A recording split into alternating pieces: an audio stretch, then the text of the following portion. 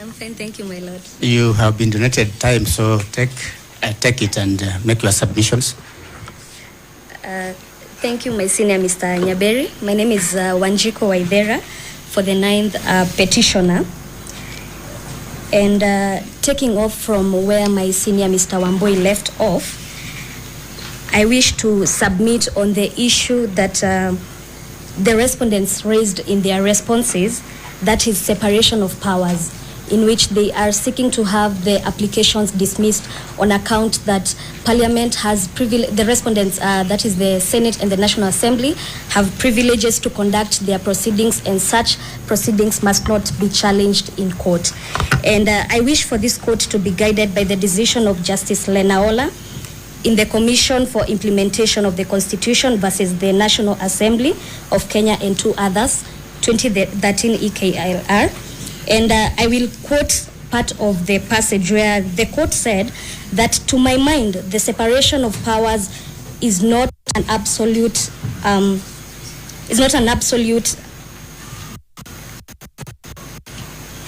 my mind, the separation of power principle contained in the Constitution is not absolute, and the courts, as defenders and protectors of the Constitution, have to be allowed to interfere where there is a violation or threat of violation of the Constitution.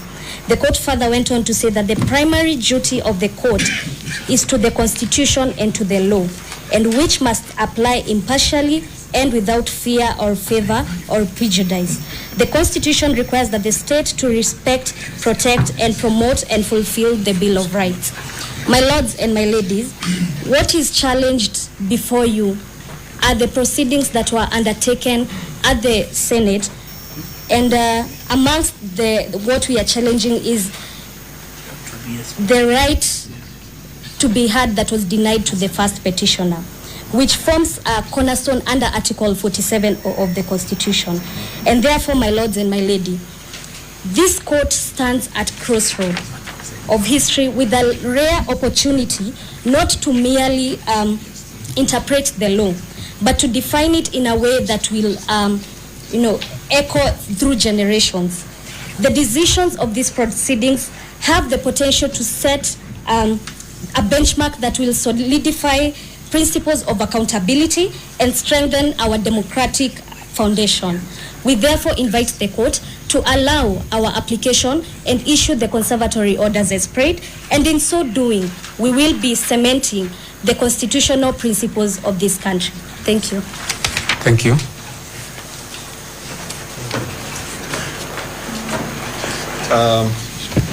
My Lord, having had that, we organize Ms. Omari will do a wrap for 30 seconds or 1 minute.